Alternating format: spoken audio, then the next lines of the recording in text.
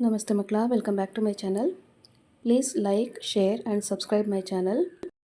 ಇವತ್ತು ನಾವು 4ನೇ ತರಗತಿಯ ಕನ್ನಡದಲ್ಲಿ ಬುದ್ಧಿವಂತ ರಾಮಕೃಷ್ಣ ಈ ಒಂದು ಪಾಠಕ್ಕೆ ಸಂಬಂಧಪಟ್ಟಂತಹ ಎಲ್ಲ ಅಭ್ಯಾಸ ಪ್ರಶ್ನೋತ್ತರಗಳನ್ನ ಈಗ ನೋಡ್ತಾ ಹೋಗೋಣ ಮಕ್ಕಳ. ಮೊದಲಿಗೆ ಒಂದೊಂದು ವಾಕ್ಯದಲ್ಲಿ ಉತ್ತರ ಬರೆಯಿರಿ. ಪ್ರಶ್ನೆ 1, ಕೃಷ್ಣದೇವರಾಯನ ಆಸ್ಥಾನಕ್ಕೆ ಬಂದವರು ಯಾರು? ಉತ್ತರ: ಕೃಷ್ಣದೇವರಾಯನ ಆಸ್ಥಾನಕ್ಕೆ ಬಂದವರು ವಿದ್ಯಾಸಾಗರನೆಂಬ ಮಹಾನ್ ಪಂಡಿತರು. ಪ್ರಶ್ನೆ 2, ವಿದ್ಯಾಸಾಗರನು ಕೃಷ್ಣದೇವರಾಯನಿಗೆ ಹಾಕಿದ ಸವಾಲು ಯಾವುದು? ಉತ್ತರ: ವಿದ್ಯಾಸಾಗರನು ಕೃಷ್ಣದೇವರಾಯನಿಗೆ ನಿಮ್ಮ ಆಸ್ಥಾನದ ಪಂಡಿತರೊಡನೆ ವಾದ ಮಾಡಲು ಬಂದಿದ್ದೇನೆ ಎಂಬ ಸವಾಲನ್ನು ಹಾಕಿದನು. ಪ್ರಶ್ನೆ 3, ವಿದ್ಯಾಸಾಗರನೊಂದಿಗೆ ವಾದ ಮಾಡಲು ಒಪ್ಪಿಕೊಂಡವರು ಯಾರು? ಉತ್ತರ: ವಿದ್ಯಾಸಾಗರನೊಂದಿಗೆ ವಾದ ಮಾಡಲು ಒಪ್ಪಿಕೊಂಡವರು ತೆನಾಲಿ ರಾಮಕೃಷ್ಣ. ಪ್ರಶ್ನೆ 4, ತೆನಾಲಿ ರಾಮಕೃಷ್ಣನು ವಾದಕ್ಕೆ ಯಾವ ಗ್ರಂಥವನ್ನು ಆರಿಸಿಕೊಂಡನು? ಉತ್ತರ: ತೆನಾಲಿ ರಾಮಕೃಷ್ಣನು ವಾದಕ್ಕೆ ತಿಲಕಾಷ್ಟ ಮಹಿಷಬಂಧನ ಎಂಬ ಗ್ರಂಥವನ್ನು ಆರಿಸಿಕೊಂಡನು. ನೆಕ್ಸ್ಟ್ ಹೆಡಿಂಗ್ ನೋಡಿ ಮಕ್ಕಳ. 2-3 ವಾಕ್ಯದಲ್ಲಿ ಉತ್ತರ ಬರೆಯಿರಿ. ಪ್ರಶ್ನೆ 1, ವಿದ್ಯಾಸಾಗರನು ಕೃಷ್ಣದೇವರಾಯನ ಆಸ್ಥಾನಕ್ಕೆ ಏಕೆ ಬಂದನು? ಉತ್ತರ: ವಿದ್ಯಾಸಾಗರನೆಂಬ ಮಹಾನ್ ಪಂಡಿತನ ಖ್ಯಾತಿ ಎಲ್ಲ ಕಡೆ ಹಬ್ಬಿತ್ತು. ಅವನು ಸಂಸ್ಕೃತದಲ್ಲಿ ಮಹಾ ಮೇಧಾವಿಯಾಗಿದ್ದನು. ಹೀಗಾಗಿ ವಿದ್ಯಾಸಾಗರನು ಕೃಷ್ಣದೇವರಾಯನ ಆಸ್ಥಾನದಲ್ಲಿದ್ದ ಪಂಡಿತರೊಡನೆ ವಾದ ಮಾಡಲು ಬಂದಿದ್ದನು. ಪ್ರಶ್ನೆ 2, ವಿದ್ಯಾಸಾಗರನ ಮುಖ ಏಕೆ ಅರಳಿತು? ಉತ್ತರ: ವಿದ್ಯಾಸಾಗರನು ಕೃಷ್ಣದೇವರಾಯನ ಆಸ್ಥಾನದಲ್ಲಿ ಪಂಡಿತರಿಗೆ ಸವಾಲು ಹಾಕಿದಾಗ ಯಾರಿಂದಲೂ ಆಸಕ್ತಿ ಕಾಣದಿದ್ದಾಗ ಬೇಸರ ವ್ಯಕ್ತಪಡಿಸಿದನು. ಆಗ ತೆನಾಲಿ ರಾಮಕೃಷ್ಣ ಎದ್ದು ನಿಂತು, ಇಷ್ಟು ಬೇಗನೆ ನೀವು ನಿಮ್ಮನ್ನು ಸೋಲಿಸುವ ಯಾವೊಬ್ಬ ಪಂಡಿತನೂ ಇಲ್ಲವೇ ಎಂಬ ತೀರ್ಮಾನಕ್ಕೆ ಬರಬೇಡಿ ಎಂದನು. ವಿದ್ಯಾಸಾಗರನು ಅವನತ್ತ ನೋಡಿ, ನೀವು ಯಾರು ಎಂದು ಕೇಳಿದನು. ನಾನು ಒಂದೆರಡು ಗ್ರಂಥಗಳನ್ನು ಬರೆದಿದ್ದೇನೆ. ನನ್ನನ್ನು ತೆನಾಲಿ ರಾಮಕೃಷ್ಣ ಎನ್ನುತ್ತಾರೆ ಎಂದನು. ಆಗ ವಿದ್ಯಾಸಾಗರನು ತನ್ನ ಸವಾಲಿಗೆ ವಾದ ಮಾಡಲು ಒಬ್ಬರಾದರೂ ಇದ್ದಾರಲ್ಲ ಎಂದುಕೊಳ್ಳುತ್ತಾ ಮುಖ ಅರಳಿಸಿಕೊಂಡನು. ಪ್ರಶ್ನೆ 3, ತಿಲಕಾಷ್ಟ ಮಹಿಷಬಂಧನ ಎಂದರೇನು? ಉತ್ತರ: ತಿಲಕಾಷ್ಟ ಎಂದರೆ ಎಳ್ಳಿನ ಕಡ್ಡಿಗಳು. ಮಹಿಷಬಂಧನ ಎಂದರೆ ಎಮ್ಮೆ ಕಟ್ಟುವ ಹಗ್ಗ. ಅಂದರೆ ಒಂದಷ್ಟು ಕಟ್ಟಿಗೆಗಳನ್ನು ಒಂದು ಹಗ್ಗದಿಂದ ಕಟ್ಟಿದ ಕಟ್ಟು. ಇದೇ ತಿಲಕಾಷ್ಟ ಮಹಿಷಬಂಧನ. ನೆಕ್ಸ್ಟ್ ಹೆಡಿಂಗ್ ನೋಡಿ ಮಕ್ಕಳ. ಕೊಟ್ಟಿರುವ ಮಾತನ್ನು ಯಾರು ಯಾರಿಗೆ ಹೇಳಿದರು?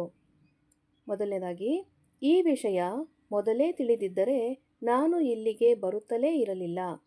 ಯಾರು ಯಾರಿಗೆ ಅಂತ ಹೇಳಿದರೆ, ವಿದ್ಯಾಸಾಗರನು ಪಂಡಿತರಿಗೆ ಹೇಳಿದ ಮಾತು. ಎರಡನೇದಾಗಿ, ಯಾವುದನ್ನು ಬೇಕಾದರೂ ಆರಿಸಿಕೊಳ್ಳಿ. ಯಾರು ಯಾರಿಗೆ ಹೇಳಿದರು ಅಂತ ಹೇಳಿದ್ರೆ, ವಿದ್ಯಾಸಾಗರನು ತೆನಾಲಿ ರಾಮಕೃಷ್ಣನಿಗೆ ಹೇಳಿದ ಮಾತು. ಮೂರನೇದಾಗಿ, ಇದು ನಮ್ಮೂರಿನ ದನ ಕಾಯುವ ಹುಡುಗರಿಗೂ ಗೊತ್ತು. ಇದನ್ನು ತೆನಾಲಿ ರಾಮಕೃಷ್ಣ ವಿದ್ಯಾಸಾಗರನಿಗೆ ಹೇಳಿದಂತಹ ಮಾತು. ನಾಲ್ಕನೇದಾಗಿ, ಮಹಾಪ್ರಭು, ಏಕೋ ನನ್ನ ದೇಹಾರೋಗ್ಯ ಸರಿಯಿಲ್ಲ. ಈ ಮಾತನ್ನು ವಿದ್ಯಾಸಾಗರನು ಕೃಷ್ಣದೇವರಾಯನಿಗೆ ಹೇಳಿದಂತಹ ಮಾತು. ನೆಕ್ಸ್ಟ್ ನೋಡಿ ಮಕ್ಕಳ, ಭಾಷಾ ಚಟುವಟಿಕೆಯಲ್ಲಿ ಮಾದರಿಯಲ್ಲಿ ಸೂಚಿಸಿರುವಂತೆ ಸೂಕ್ತ ಪದ ರಚಿಸಿ ಬರೆಯಿರಿ. ಮಾದರಿ ಅಂದರೆ ಎಕ್ಸಾಂಪಲ್ ಮಕ್ಕಳ. ಎಮ್ಮೆ ಪ್ಲಸ್ಗಳು ಎಮ್ಮೆಗಳು ಅಂತ ಕೊಟ್ಟಿದ್ದಾರೆ. ನೆಕ್ಸ್ಟು ನೋಡಿ, ಕಟ್ಟಿಗೆ ಪ್ಲಸ್ಗಳು ಕಟ್ಟಿಗೆಗಳು, ಮುಖ ಪ್ಲಸ್ಗಳು ಮುಖಗಳು, ಗ್ರಂಥ ಪ್ಲಸ್ಗಳು ಗ್ರಂಥಗಳು, ಕಣ್ಣು ಪ್ಲಸ್ಗಳು ಕಣ್ಣುಗಳು. ಈ ರೀತಿಯಾಗಿ ಬರಿಬೇಕಾಗತ್ತೆ ನೀವು. ನೆಕ್ಸ್ಟ್ ಹೆಡಿಂಗ್ ನೋಡಿ, ಈ ಕೆಳಗಿನ ವಾಕ್ಯಗಳನ್ನು ಸರಿಪಡಿಸಿ ಬರೆಯಿರಿ. ಮೊದಲನೇದಾಗಿ, ನಾವು ಶಾಲೆಗೆ ಹೋಗುತ್ತೇನೆ. ಇಲ್ಲಿ ನಾವು ಅಂತ ಬಹುವಚನವನ್ನು ಕೊಟ್ಟಿದ್ದಾರೆ. ಕೊನೆಯಲ್ಲಿ ಹೋಗುತ್ತೇನೆ ಅಂತ ಏಕವಚನ ಬಳಸಿದಾರಲ್ಲ ಮಕ್ಕಳ. ನಾವು ಯಾವುದಾದ್ರೂ ಒಂದು ರೀತಿಯಾಗಿ ಅದನ್ನು ಬಳಕೆ ಮಾಡಬೇಕಾಗತ್ತೆ. ನಾನು ಶಾಲೆಗೆ ಹೋಗುತ್ತೇನೆ, ಎರಡೂ ಕಡೆ ನಾವು ಏಕವಚನ ಬಳಸಿದ್ದೀವಿ. ನೆಕ್ಸ್ಟು, ನಾವು ಶಾಲೆಗೆ ಹೋಗುತ್ತೇವೆ, ಇಲ್ಲಿ ನಿಮಗೆ ಬಹುವಚನಕ್ಕೆ ಇರುವಂತಹ ಮಾದರಿಯಾಗಿದೆ ಮಕ್ಕಳ. ನೆಕ್ಸ್ಟ್ ನೋಡಿ, ಶೀಲಾ ಕತೆ ಬರೆಯುತ್ತಾನೆ. ಇಲ್ಲಿ ಶೀಲಾ ಅಂದರೆ ಹುಡುಗಿ ಹೆಸರಲ್ವಾ, ಬರೆಯುತ್ತಾಳೆ ಅಂತ ಬರಬೇಕಾಗಿತ್ತು. ಉತ್ತರವನ್ನು ನೋಡಿ, ಶೀಲಾ ಕತೆ ಬರೆಯುತ್ತಾಳೆ. ಓಕೆನಾ. ನೆಕ್ಸ್ಟ್ ಮೂರನೇದಾಗಿ, ಇಂದು ಮಳೆ ಬರುವ ಸಾಧ್ಯತೆ ಇವೆ. ಉತ್ತರ, ಇಂದು ಮಳೆ ಬರುವ ಸಾಧ್ಯತೆ ಇದೆ. ಅರ್ಥ ಆಗ್ತಿತ್ತಲ್ವ ನಿಮಗೆ? ನೆಕ್ಸ್ಟ್ ನೋಡಿ, ನಾಲ್ಕನೇದಾಗಿ, ನಮ್ಮ ತರಗತಿಯಲ್ಲಿ ಹುಡುಗ ಇದ್ದಾರೆ. ಉತ್ತರವನ್ನು ನೋಡಿ, ನಮ್ಮ ತರಗತಿಯಲ್ಲಿ ಹುಡುಗ ಇದ್ದಾನೆ ಅಥವಾ ನಮ್ಮ ತರಗತಿಯಲ್ಲಿ ಹುಡುಗರು ಇದ್ದಾರೆ. ಏಕವಚನ ಬಹುವಚನ ಎಲ್ಲ ಬಳಕೆಯಾಗಿದೆ ಇಲ್ಲಿ. ಐದನೇದಾಗಿ, ಕಾಡಿನಲ್ಲಿ ಮರಗಳು ಇದೆ. ಸರಿಯಾದ ಉತ್ತರ, ಕಾಡಿನಲ್ಲಿ ಮರಗಳು ಇವೆ. ನೆಕ್ಸ್ಟ್ ನೋಡಿ, ಬಳಕೆಯ ಚಟುವಟಿಕೆಯಲ್ಲಿ ಕವನ ಓದಿ ಇದಕ್ಕೊಂದು ಹೆಸರನ್ನು ಸೂಚಿಸು ಅಂತ ಇದೆ. ಕೋತಿಯೊಂದು ಬಂದಿತು, ಮಡಕೆಯನ್ನು ತಂದಿತು, ಅಂಗಡಿಗೆ ಹೋಯಿತು, ಬೇಳೆ ಬೆಲ್ಲ ತಂದಿತು, ಒಲೆಯ ಮೇಲೆ ಇಟ್ಟಿತು, ಪಾಯಸವನ್ನು ಮಾಡಿತು, ಸೌಟು ಇಲ್ಲದಾಯಿತು, ಬಾಲ ಹಾಕಿ ತಿರುವಿತು, ಬಾಲ ಸುಟ್ಟು ಹೋಯಿತು, ತಾನು ಅಳುತ್ತಾ ಕುಳಿತಿತು. ಕವನ ಹೇಗಿದೆ ಮಕ್ಕಳ? ಚೆನ್ನಾಗಿದೆ ಅಲ್ವಾ? ಈ ಕವನಕ್ಕೆ ಸರಿಯಾದ ಉತ್ತರ ಮತಿಹೀನ ಕೋತಿ. ಮತಿಹೀನ ಅಂತ ಹೇಳಿದ್ರೆ ಬುದ್ಧಿ ಇಲ್ಲದೆ ಇರೋಂತಹ ಕೋತಿ. ಯಾರಾದರೂ ತಮ್ಮ ಬಾಲ ಹಾಕಿ ತಿರುತ್ತಾರಾ? ಇಲ್ಲ ಅಲ್ವಾ? ಅದಕ್ಕೆ ಮತಿಹೀನ ಕೋತಿ. ನೆಕ್ಸ್ಟ್ ಹೆಡಿಂಗ್ ನೋಡಿ ಮಕ್ಕಳ, ಸಂಭಾಷಣೆಯನ್ನು ಓದಿ ಇದನ್ನು ಕಥೆಯ ರೂಪದಲ್ಲಿ ಬರೆ. ಈ ಸಂಭಾಷಣೆ ನಿಮಗೆ ಬೇಕು ಅಂದರೆ ನಿಮ್ಮ ಪಠ್ಯಪುಸ್ತಕದಲ್ಲಿ ಪೇಜ್ ನಂಬರ್ 12 ಪುಟ ಸಂಖ್ಯೆ 12ಕ್ಕೆ ಹೋಗಿ ಅಲ್ಲಿರುವಂತಹ ಕಥೆಯನ್ನು ಓದಬೇಕಾಗತ್ತೆ ನೀವು. ಅದಕ್ಕೆ ಉತ್ತರವನ್ನು ಈಗ ನೋಡೋಣ ಮಕ್ಕಳ. ಒಂದು ರಾಜ್ಯದಲ್ಲಿ ಮಂತ್ರಿ ಇದ್ದನು.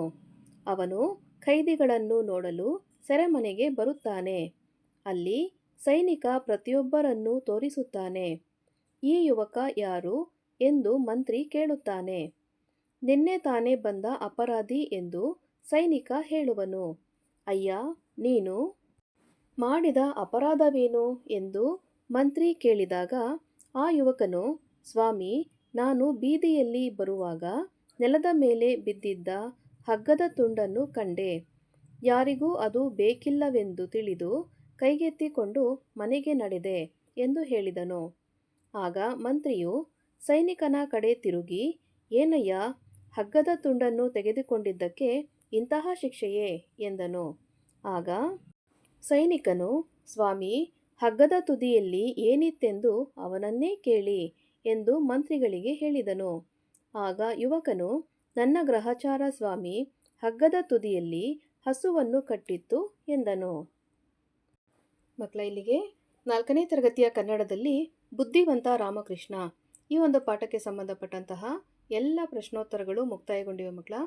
ಈ ಒಂದು ವಿಡಿಯೋ ನಿಮ್ಗೆ ಇಷ್ಟ ಆದಲ್ಲಿ ದಯವಿಟ್ಟು ನಮ್ಮ ಚಾನಲ್ನ ಲೈಕ್ ಮಾಡಿ, ಶೇರ್ ಮಾಡಿ, ಸಬ್ಸ್ಕ್ರೈಬ್ ಮಾಡಿಕೊಂಡು ನಾವು ಹಾಕುವಂಥ ಎಲ್ಲ ವಿಡಿಯೋನ ನೋಡ್ತಾ ನಮ್ಮನ್ನು ಎನ್ಕರೇಜ್ ಮಾಡ್ತಾ ಹೋಗಿ ಮಕ್ಕಳ. Thank you for watching. Bye bye.